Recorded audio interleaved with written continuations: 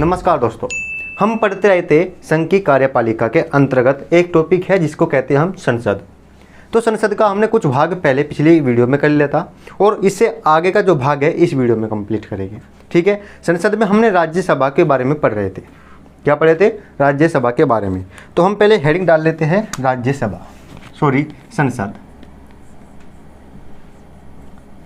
संसद के अंतर्गत हम क्या पढ़ रहे थे? संसद के अंतर्गत हम पढ़ रहे थे राज्यसभा के बारे में। राज्यसभा के बारे में, ठीक है। हमने राज्यसभा में दो टॉपिक पढ़ लिए थे।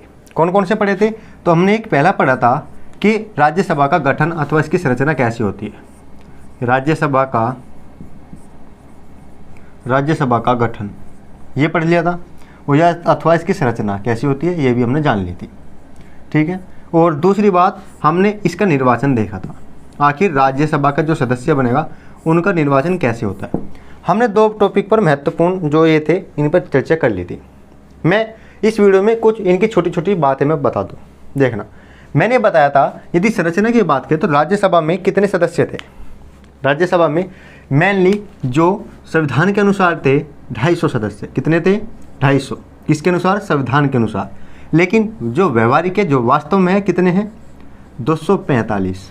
ठीक है, ये बात मैंने आपको पिछली कक्षा में बताई थी। ठीक, 245 भी डिवाइड थे, जिसमें 12 कैसे थे? मनोनीत थे। 12 मनोनीत थे। 12 किसके द्वारा मनोनीत किए गए थे? पिछली कक्षा में मैंने आपको बताया राष्ट्रपति के द्वारा 4 महत्वपूर्ण विशेषज्ञों को मनोनीत किया था। यानी कि 4 वे थे जिसमें मनोनीत करना था। पहला था कला, दूसरा था साहित्य, विज्ञान और समाज सेवा। ये 4 उपबंध थे जिसमें इनको मनोनीत करना था। ठीक है, यह बात हमको समझ में आई। देखना, 12 घटाए तो कितने बचे? 233। कितने बचे? 233। यानी कि 233 का निर्वाचन होगा।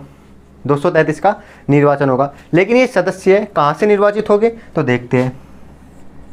कुछ सीधे राज्य से होंगे तो कुछ होंगे संघ शासित प्रदेश से। तो कुछ राज्य से होंगे, ये लीजिए हमने पिछली कक्षा में देखा था राज्य से कितने होंगे और संघ शासित प्रदेश से कितने होंगे। संघ शासित प्रदेश भी कह सकते हैं, राज्य से भी। तो हमने पिछली वीडियो में देखा था संघ शासित में 8 से थे। जब 8 संघ शासित प्रदेश से निर्वाचित हुए सदस्य तो बाकी के कितने बचे? 8 घटा के बताइए मुझे।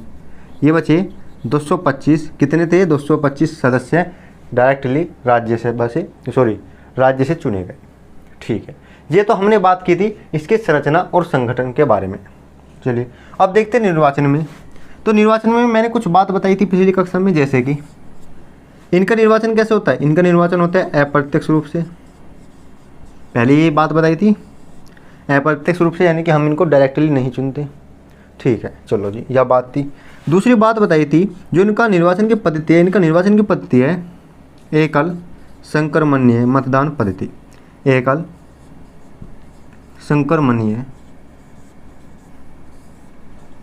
मतदान पद्धति। और यह पद्धति भी कैसी थी? गुप्त थी कि कैसी खुली थी? यह गुप्त पद्धति नहीं थी। तो कैसी पद्धति थी? या गुप्त पद्धति नहीं थी। तो अप्रत्यक्ष और एकल संक्रमणीय मतदान पद्धति। ठीक है, यदि मैं निर्वाचक मंडल में बात करूं तो इसके निर्वाचक मंडल में कौन कौन शामिल थे? मैंने पिछली कक्षा में बताया था। इसमें बताया था मैंने राज्यों और वह साथ में साथ केंद्र शासित यानी कि संघ शासित प्रदेश, संघ शासित प्रदेशों के विधानसभा के, किसके? मैंने ये भी बात बताई थी विधान परिषद की क्यों नहीं, केवल विधान सभा के निर्वाचित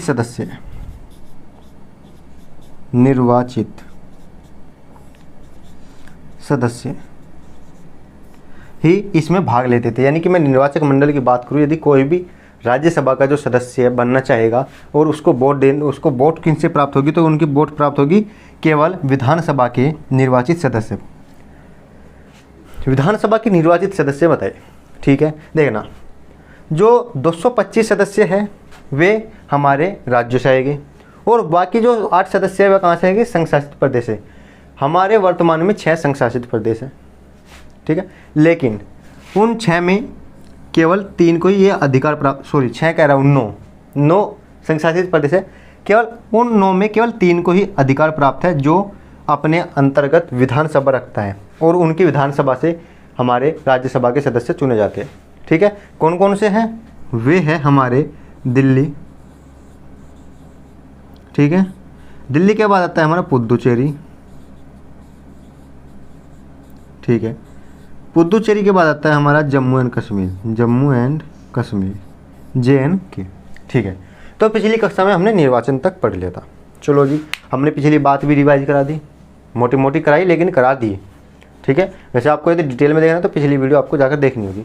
तो अब आगे हमें पढ़ना है क्या? अब आगे हमें पढ़ना है आखिर इनका, जैसे निर्वाचन तो हमने करा दिया, अब कौन व्यक्ति इस चुनाव को लड़ सकता है, यानी कि कहने का मतलब उनकी योग्यताएं, उनकी अहर्ताएं कितनी हैं, कैसी कैसी इनकी अहर्ताएं होगी, तो उस बारे में हम चर्चा करेंगे। तो मैं आपसे उम्मीद करता हूँ कि आपने इसको उतार लिया होगा। ठीक है दोस्तों, देख रहे हो दोस्तों, एक और बात मैं आपको बता दूँ, आप यदि इस चैनल पर नए हो, तो इस चैनल को कर देना सब्सक्राइब। वीडियो मुझे पता है आपको अच्छी लग रही है, तो आप एक काम करना, इसको लाइक और कर देना, और यदि हो सके तो अपने दोस्तों में क्या करना है तुम्हें, शेयर। तो 3 चीज़ करनी है, subscribe, like and share. Comments तो आप करते नहीं, क्योंकि मैं डाउट नहीं छोड़ता आपके लिए कुछ। देखना, आपको यदि बिल्कुल ही विशेषज्ञ बनना है तो मेरे लेक्चर के साथ साथ आपको किताब भी पढ़नी होगी। मैं गारंटी नहीं लेता कि मैं 100% कराऊँगा, लेकिन मैं इतना कराऊँगा कि 100% उसमें से मिलने की उम्मीद है आपको। ठीक है, देखते हैं। चलिए, हम राज्यसभा के पढ़ रहे थे, हम जो टॉपिक पढ़ रहे थे राज्यसभा के बारे में। ठीक है, तो राज्यसभा में आज हम पढ़ेंगे अहर्ता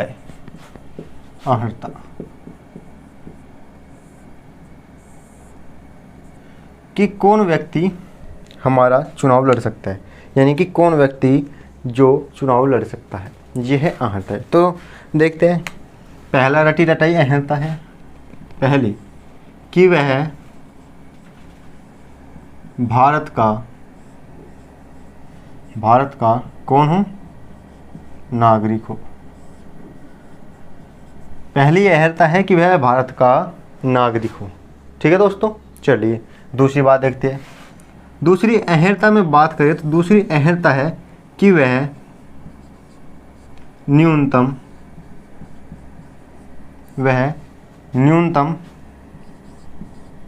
30 वर्ष की आयु प्राप्त कर चुका हो, 30 वर्ष की आयु पूर्ण कर चुका हो।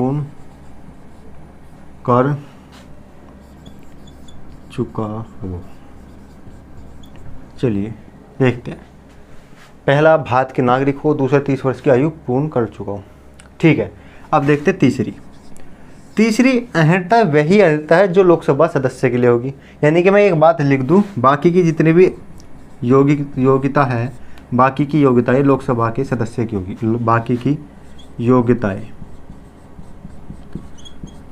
योग्यताएं किसकी होगी? लोकसभा सदस्य की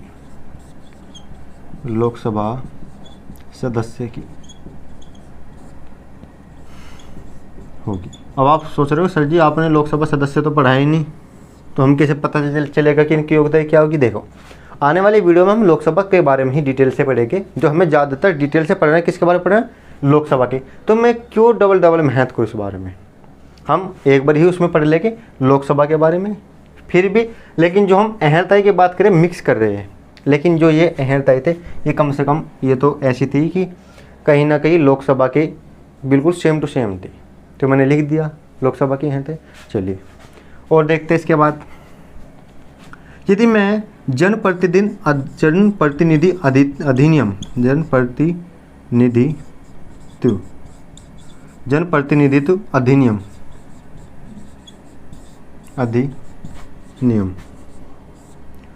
1951 की बात करूं, जनप्रतिनिधि अधिनियम 1951 की बात करूं, तो इसमें कुछ प्रावधान दिए गए हैं।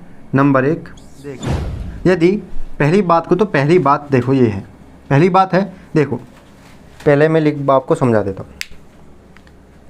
यदि कोई व्यक्ति चुनाव लड़ना चाहता है, मेरी बात ध्यान सुनना, यदि कोई व्यक्ति चुनाव लड़ना चाहता है तो उसकी पहली योग्यता है कि वह किसी भी निर्वाचन क्षेत्र में मतदाता के रूप में पंजीकृत होना चाहिए। फिर लाइन रिपीट करो। यदि कोई व्यक्ति चुनाव लड़ना चाहता है तो क्या होगा, किसी भी निर्वाचन क्षेत्र में, राज्य अथवा संघ शासित राज्य, जो से भी क्षेत्र उसका होगा, किसी भी क्षेत्र में निर्वाचक क्या था, मतदाता के रूप में क्या होना चाहिए, पंजीकृत होना चाहिए। मैं लिख देता हूँ पहली बात।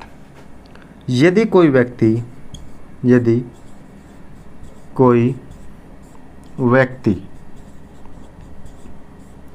चुनाव लड़ता है तो उसे राज्य अथवा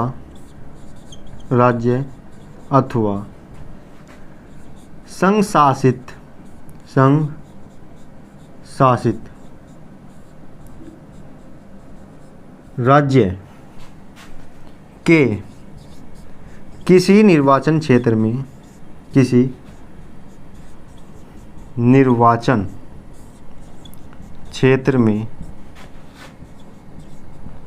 मतदाता के रूप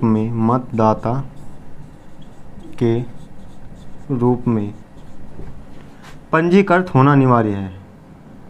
मतदाता के रूप में पंजीकृत होना अनिवार्य है। ठीक है जी, चलो देखते हैं कैसे। यदि मैं अपनी बात करूं, मुझको राज्यसभा अथवा लोकसभा का कहीं चुनाव लड़ना है, ध्यान सुनना, मुझे राज्यसभा अथवा लोकसभा का चुनाव लड़ना है। मेरी वर्तमान की सीट है मेरठ की, ठीक है, लेकिन मैं जान पा रहा हूँ कि मैं मेरठ से चुनाव नहीं लड़ सकता। मैं जान पा रहा हूँ कि मैं चुनाव मेरठ से नहीं लड़ सकता, तात्पर्य मैं मेरठ से जीत नहीं सकता। लेकिन मेरी जो सीट है, मेरी सीट आगरा से जीतती हुई दिखाई दे रही है। मेरी सीट, मुझे लग रहा है कि मैं आगरा से जीत सकता हूँ, लेकिन मेरठ से मैं हार रहा हूँ।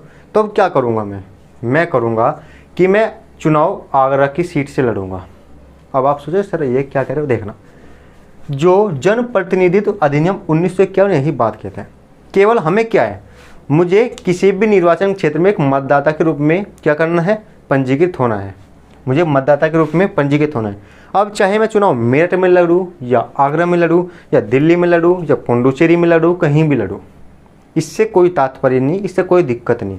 लड़ कहीं भी सकते, जैसे कि राहुल गांधी अमेठी से भी लड़े थे, वाराणसी से भी लड़े थे, और साथ साथ फिर ये वायनाड की सीट से भी लड़े थे, जहाँ अमेठी से हार गए थे और न वायनाड में जीत गए थे।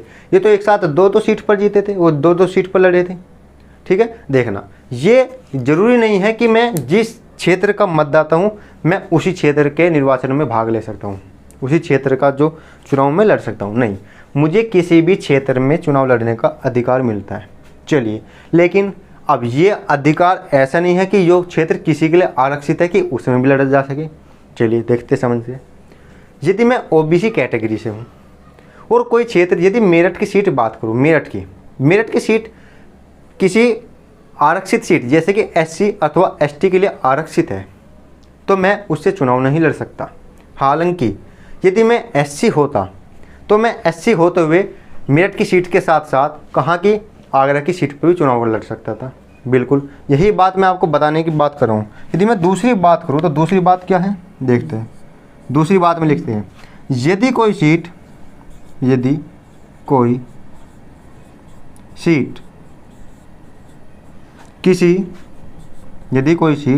किसी आरक्षित जाति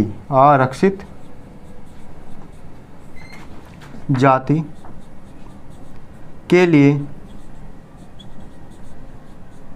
आरक्षित है, आरक्षित जाति से तात्पर्य कौन सी, एससी अथवा एसटी, यानी कि अनुसूचित जाति और अनुसूचित जनजाति के लिए आरक्षित है, तब वहाँ केवल एससी अथवा एसटी के लोग ही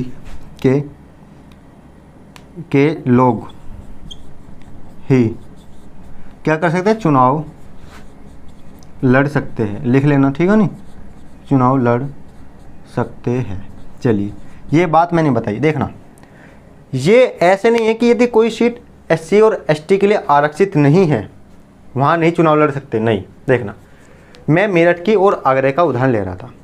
यदि मेरठ में SC की सीट आरक्षित है और मैं SC हूँ और आगरा की सीट OBC के लिए अथवा जनरल के लिए अनारक्षित है, यानी कि मैं ऐसा कह सकता हूँ कि जो मेरठ की सीट, वो आगरा की सीट है, अनारक्षित है। तो देखना, यदि मैं SC होते हुए मुझे लग रहा है कि मैं मेरठ से हार जाऊंगा चुनाव, लेकिन आगरा से मेरे 100% जीतने के चांस है, तो मैं आगरा से ही चुनाव लड़ूंगा, क्योंकि मैं SC होते हुए अनारक्षित सीट का फ़ायदा ले सकता हूँ। जबकि यदि कोई OBC अथवा जनरल होता, वह SC सीट का, यानी कि आरक्षित जाति के लिए जो सीट थी, वहाँ का फ़ायदा नहीं ले सकता।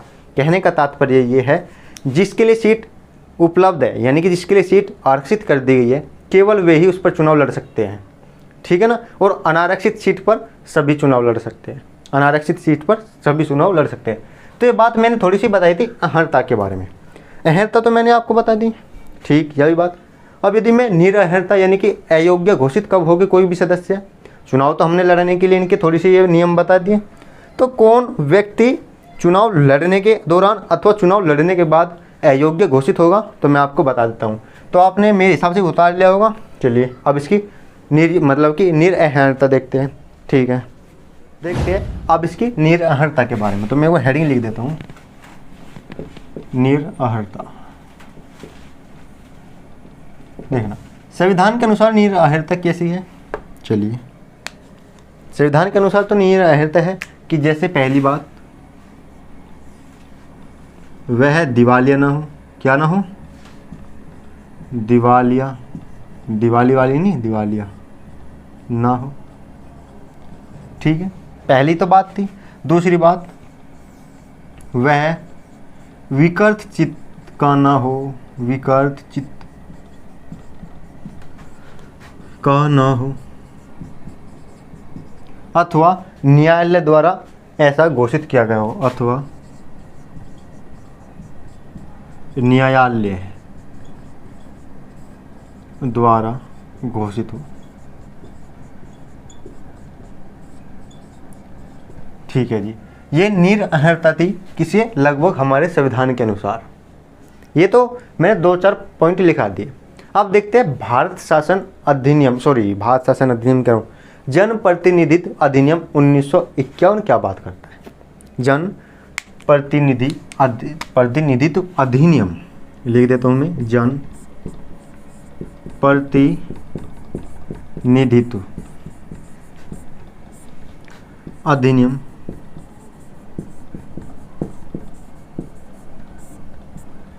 1951।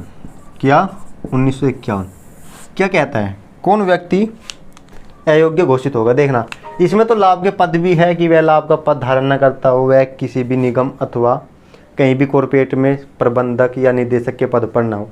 ये तो सब किसके थे, संवैधानिक थे। लेकिन यदि मैं अब जन प्रतिनिधित्व अधिनियम 1951 की बात करूँ तो इसमें देखते हैं, इसमें मोटा मोटा क्या है। तो यदि मैं एक पहली हेडिंग बनाकर लिख दूँ मोटे मोटे में, देखना, दल बदल के आधार पर, दल बदल के आधार पर, चलिए दल बदल के आधार पर कैसा होगा देखते हैं। मैं एक निर्वाचित व्यक्ति हूँ जो कि राज्यसभा की सीट जीत रहा हूँ।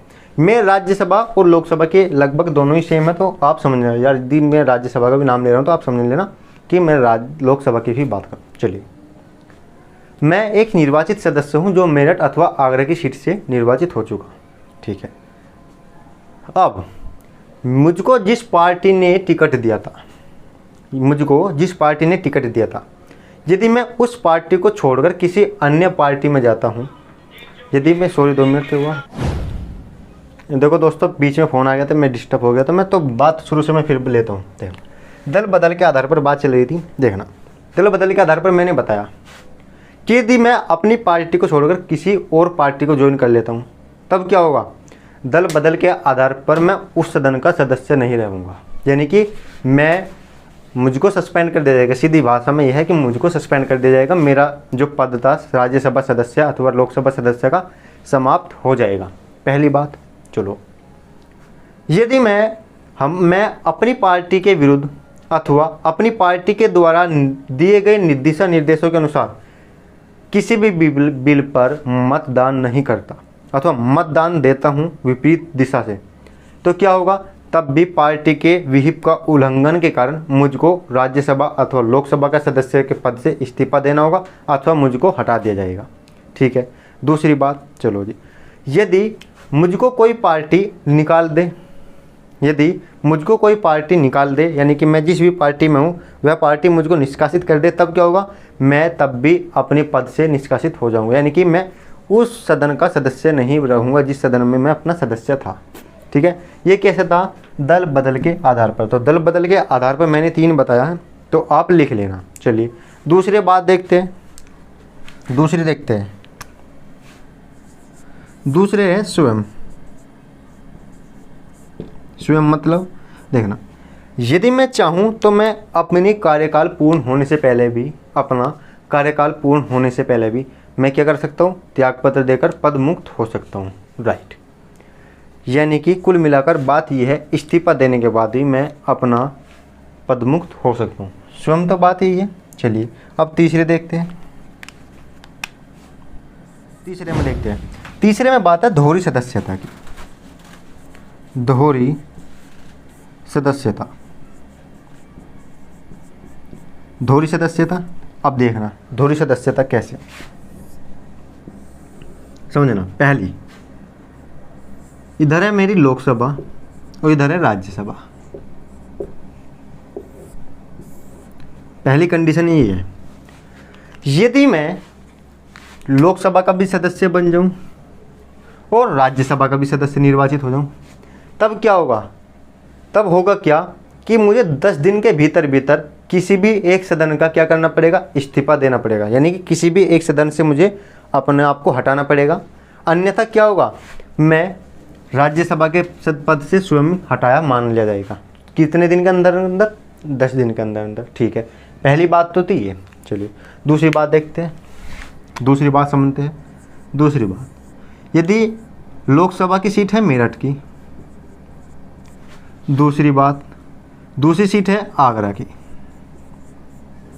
पहली सीट है मेरठ की, दूसरी सीट है आगरा की, तो क्या होगा, यदि मैं दोनों ही जीत जाऊं, मेरठ भी जीत गया और आगरा भी जीत गया, अब क्या होगा, अब भी मेरे पास 2 सदस्य हैं, 2 सदस्यता है, मेरठ की भी और आगरा की भी। तो होगा क्या, यदि मैं निर्धारित दिनों के अंदर अंदर किसी भी एक सीट को खाली नहीं करता, तो क्या होगा, दोनों ही सीट खाली मान ली जाएगी। लालच बुरी बला।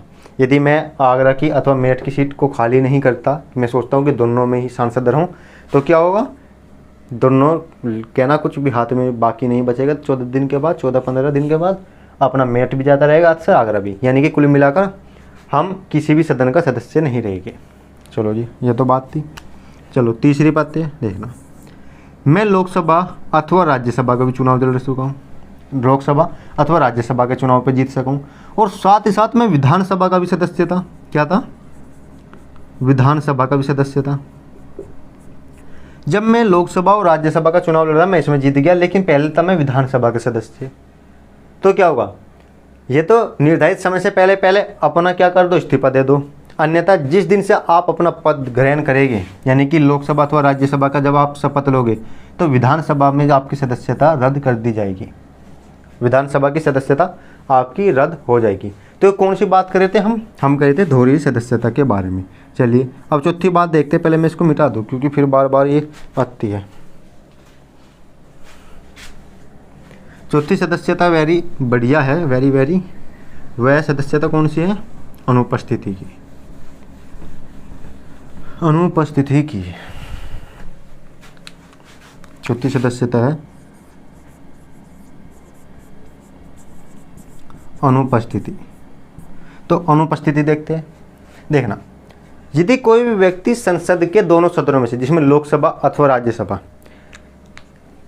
संसद के दोनों सदनों में से किसी भी सदन में 60 दिन तक, यानी कि किसी भी सदन की यदि कोई बैठक चल रही है उसमें 60 दिन तक अनुपस्थित रहता है, किसकी, बगैर अनुमति के, संसद की, यानी कि संसद के किसी भी सदन में सदन की बैठक में अथवा सत्र में 60 दिन से अधिक यदि कोई व्यक्ति अनुपस्थित है सदन की अनुमति के बगैर, तो वह सदन का जो अध्यक्ष अथवा सभापति होगा उसको गैर सदस्य घोषित कर देगा। ऐसा होता है, यानी कि मैं अपने पे डिपेंड ले रहा हूँ। मैं मेरठ से था, ठीक है, मेरठ की सीट से मैं जीत गया और लोकसभा में मैं जीता था। लोकसभा की मीटिंग चल रही थी, सत्र चल रहा था, बैठकें हो रही थी, लेकिन मैं टोटल जो 60 बैठकों में भी किसी में भी मैंने भाग नहीं लिया।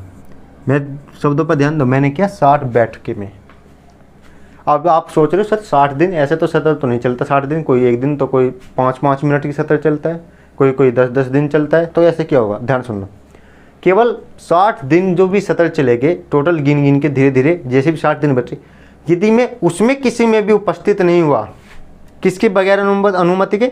सदन के अध्यक्ष अथवा सभापति की अनुमति के, तो क्या होगा? मुझको उस सदन से इस्तीफा अथवा निष्कासित कर दिया जाएगा। मुझे इस्तीफा देना होगा अथवा मुझको सदन से निकाल दिया जाएगा। चलो जी बाहर निकलो, तुम्हारी जरूरत नहीं, तुम यहाँ क्या करने लेना?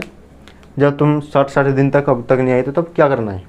ठीक है, ये तो अब हमने पढ़ी थी अहर्ताएँ। क्या पढ़ी थी? हमने पढ़ ली थी अहर्ताएँ। चलिए, अब राज्यसभा के जो सदस्य होंगे उनका कार्यकाल कितना होगा, ये टॉपिक पढ़ने के बाद हम इस टॉपिक को समाप्त करेंगे, फिर हम अगले टॉपिक शुरू करेंगे हम लोकसभा के बारे में। तो एक बार देखते हैं कार्यकाल क्या है। जो मैंने निहरता बताई है, निहरता दोनों में लागू होगी, लोकसभा और राज्यसभा के बारे में। तो मैं डबल मेहनत क्यों करूँ? मैं एक में ही बात बता दी तुम्हें, दोनों में सब सेम है। जो बेस्ट इम्पोर्टेंट है, जो मोस्ट इम्पोर्टेंट है, जो बेस्ट है, वो है हमारा जन प्रतिनिधित्व अधिनियम 1951। कौन सा है? जन प्रतिनिधित्व अधिनियम 1951। चलिए, अब देखते हैं कार्यकाल।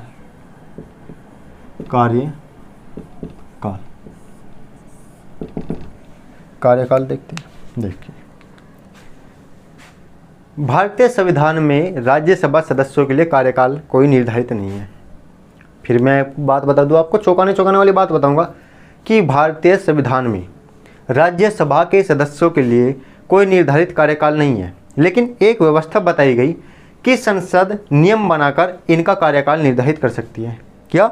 संसद नियम बनाकर इनका कार्यकाल निर्धारित कर सकती है। तो संसद नियम बनाकर निर्धारित कैसे करेगी, देखते हैं। अभी एक और कहानी सुनी थी हमने, जन प्रतिनिधित्व अधिनियम। जन प्रतिनिधित्व अधिनियम 1951 के अनुसार, 1951 जन प्रतिनिधित्व अधिनियम 1951 में एक बात कही गई है।